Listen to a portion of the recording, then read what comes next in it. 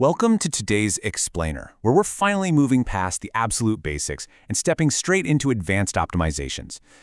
In the health and fitness world, you hear a lot about these minor hacks, right? Things like special supplements, the exact perfect post-workout snack, or some kind of magic tea. But today, we're skipping all those superficial patches. Instead, we're actually going to open the source code on the ultimate metabolic engine. We're going to break down intermittent fasting, look at its critical relationship with the daytime release of a hormone called somatotropin, and figure out exactly why training at the very end of a fast fundamentally reprograms where your food goes. So let's dive into this and check out the system architecture.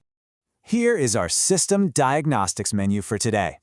We've got 4 major modules we'll be installing. First up is Engine 1, Fasting Logic. Then we'll move to Engine 2, the Daytime Shield.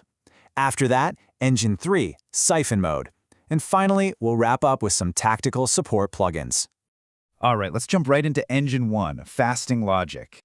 Okay, so the very moment you enter an extended fasting window, your body basically goes into this deep diagnostic mode, and 3 distinct system updates start running simultaneously. First off, we have insulin suppression. Now, insulin is essentially the ultimate doorman. When it's elevated from frequent eating, your fat-burning enzymes are completely locked down.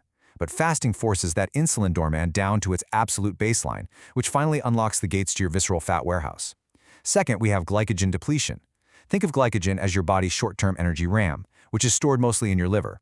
As long as that liver RAM is full of sugar from recent meals, while your body is never going to bother retrieving the heavy assets from deep fat storage. Fasting drains this temporary storage, forcing the whole system to switch its primary fuel source directly over to visceral fat. And third, we see autophagy initiated. This brings us to autophagy, or what we can call the system cleanup protocol. Think of it kind of like a microscopic Roomba for your cells. When incoming food signals drop down to absolute zero, your cellular nutrient sensors actually switch modes and initiate this incredibly deep internal recycling process. It literally hunts down damaged mitochondria, corrupted proteins, and cellular waste, breaking them all down just to refurbish your internal hardware. So the absolute crucial point here is that fasting doesn't just burn fat, it's actually updating and repairing the cellular machinery itself. Moving on to Engine 2, the Daytime Somatotropin Shield. Now, there is a massive misconception in the fitness world that somatotropin, which is human growth hormone, only does its job while we sleep. And sure, it's totally true that nighttime sleep produces a massive sustained repair pulse, but let's look at what actually happens during a morning fast. Fasting triggers these really sharp, powerful daytime waves of this hormone while you are wide awake. As your morning fast progresses and your blood glucose stays low, your pituitary gland responds by pulsing this hormone right into the bloodstream throughout the day. And when you time a workout during this specific window, bam, that's when the shield activates. This triggers an epic biological battle between 2 completely different hormones. When you run a short rest training workout in a fasted state, stress hormones like cortisol spike up. Now, cortisol is the threat here. It desperately wants to break down your muscle tissue into emergency sugar. But because those daytime somatotropin spikes are active, somatotropin steps in as an elite shield. It literally locks the muscle vault. It stands guard over your factory hardware and essentially tells cortisol, no way, you cannot touch this muscle for fuel. Blocked from cannibalizing your muscles, cortisol is actually forced to team up with somatotropin to raid your visceral fat depot instead. It's brilliant. You preserve your critical muscle hardware while systematically liquidating visceral fat. Which brings us to Engine 3, Siphon Mode. This is the ultimate reason why running your workout script at the very end of a fast is just exponentially more effective. When you train in a fasted state, those intense muscle contractions force specialized fuel receptors, they're called GLUT4 transporters, to take immediate action. They actually migrate directly to the surface of your muscle cells. They create these wide-open receiving docks for fuel, and they do this completely independent of insulin. You are manually forcing the doors open just through movement. At this point, your muscles have officially entered siphon mode. Let's compare standard nutrient routing against this newly activated siphon mode. Under standard feeding, well, your liver RAM is already full, so when you eat, nutrient routing gets mixed, and whatever your muscles don't immediately need just spills right over into your visceral fat warehouse. But in siphon mode, the environment is completely different. Your liver RAM is totally empty and your muscle hardware is hypersensitive from the workout. When you consume your post-workout supply drop now, it gets completely hijacked by your factory machinery. Almost 100% of the incoming protein, amino acids, and carbohydrates are siphoned straight into muscle repair and glycogen replenishment. There is literally zero overflow cargo spilling into visceral fat.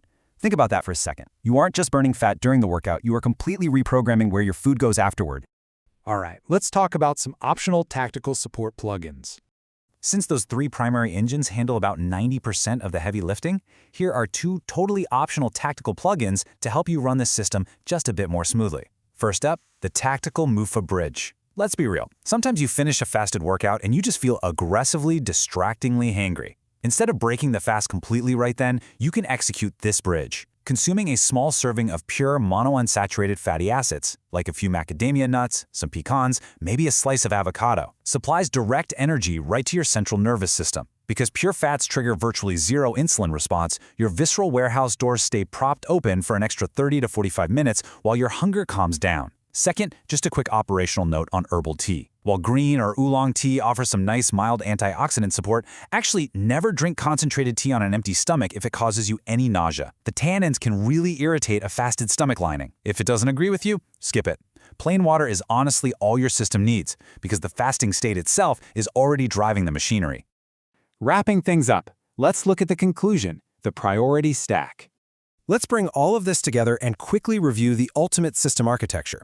If you want to turn your body into an incredibly efficient machine, keep your priority logic incredibly clean and simple. Fast to lower the insulin doorman, clear your liver glycogen RAM, and activate cellular autophagy. Train near the end of that fast to trigger daytime somatotropin, completely shielding your muscle hardware and forcing the system to burn visceral fat. And finally, feed the system to siphon nutrients straight into muscle repair with absolutely zero spillover. This really isn't just about cutting calories, right? This is the true power of systems thinking health. We've completely bypassed the minor hacks today and looked directly at the source code of human metabolism. You now have the actual architectural blueprint to suppress insulin, shield your muscle mass with daytime hormones, and aggressively partition your nutrients.